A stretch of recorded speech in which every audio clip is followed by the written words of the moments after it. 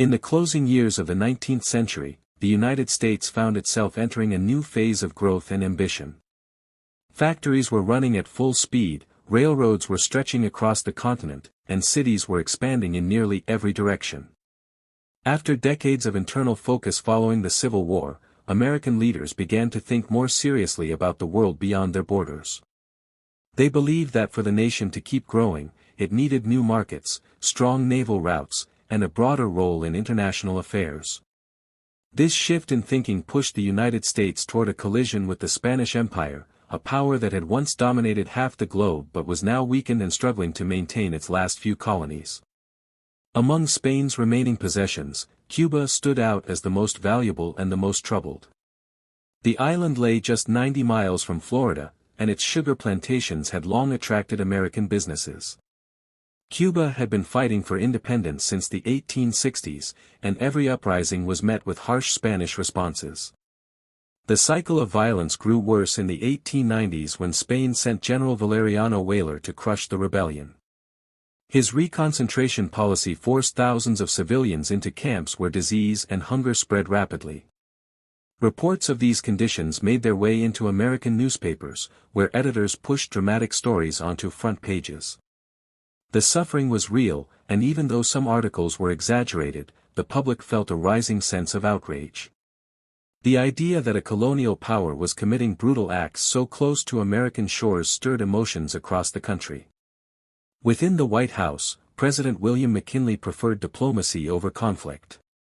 He knew war came with high costs and uncertain outcomes.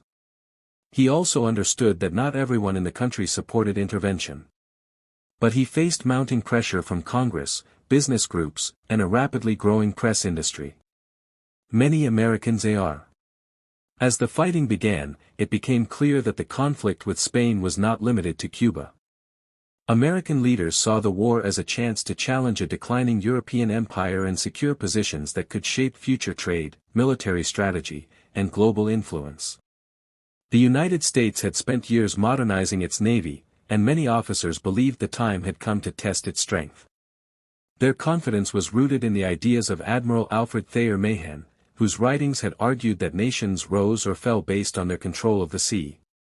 His influence was everywhere in Washington, and the Spanish-American War became the first major test of the naval expansion he had helped inspire. The first major strike did not take place in the Caribbean but thousands of miles away in the Pacific.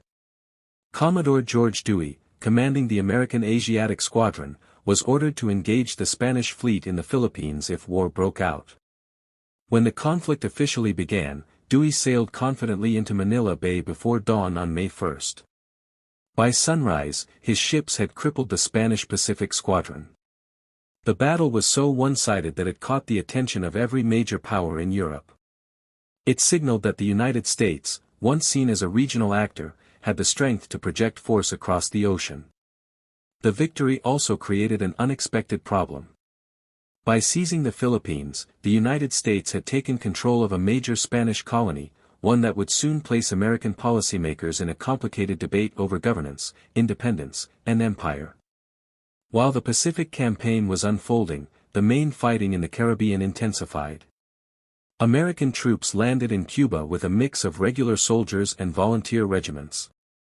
Among them were the Rough Riders, a cavalry unit that included cowboys, college athletes, and adventurers led by Theodore Roosevelt, who had resigned from his government job to join the war. Their charge up the slopes of San Juan Hill became one of th. The end of the fighting did not bring clarity. Instead, it pushed the United States into a series of decisions that would define its identity for years to come.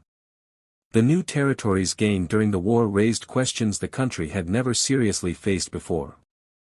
Until this point, American expansion had happened across the continent, where settlement, statehood, and incorporation followed a familiar pattern. Now the nation held islands far from its mainland, filled with people who had their own languages, cultures, and expectations. Policymakers had to decide whether these new lands would be granted independence, governed directly, or integrated in some other way. Each option carried political, economic, and moral consequences. Cuba was the easiest place to address on paper, though far more complicated in practice. The United States had entered the war claiming not to seek permanent control of the island, and that promise limited how far American officials could go. Even so, they believed they could not simply withdraw. They argued that Cuba needed guidance to build a stable government after decades of conflict.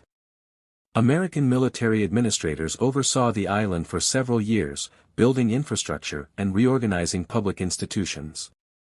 When independence was finally granted, the Platt Amendment was attached as a condition. It allowed the United States to intervene in Cuban affairs and required the island to lease land for naval bases, including the one at Guantanamo Bay. Although Cuba became officially independent, the amendment kept it tied to American interests, reflecting a growing belief in Washington that the Caribbean should fall firmly under U.S. influence. Puerto Rico, which had been captured almost effortlessly, followed a different path. It became an American possession, and Congress later established a civil government while still keeping ultimate authority in Washington. The island's location made it a useful outpost for monitoring sea routes. In the years that followed, the consequences of the Spanish-American War grew clearer, shaping how the United States acted on the world stage and how it understood its place in global affairs. The war had been short, but the lessons drawn from it carried the country into a new era of assertive foreign policy. With new territories spread across the Caribbean and the Pacific, American leaders developed a broader view of national security, one that extended far beyond defending the mainland. They believed that influence in distant regions, strong naval routes, and a wide network of bases were essential for protecting American interests. One major outcome of this shift was the Roosevelt Corollary, announced a few years after the war. It expanded the Monroe Doctrine, which had warned European nations to stay out of the Americas. The new policy went a step further, declaring that the United States could step into the affairs of countries in the Western Hemisphere if instability threatened the region.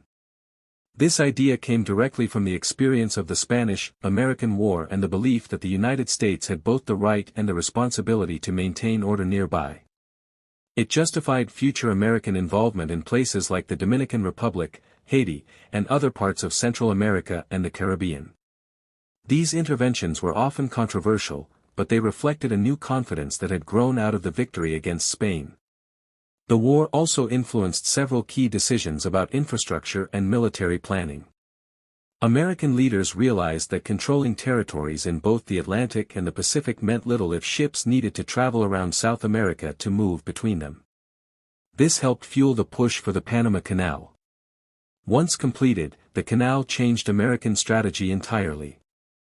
It allowed the Navy to shift forces quickly from one ocean to the other, strengthened American commercial routes, and reinforced the country's growing presence in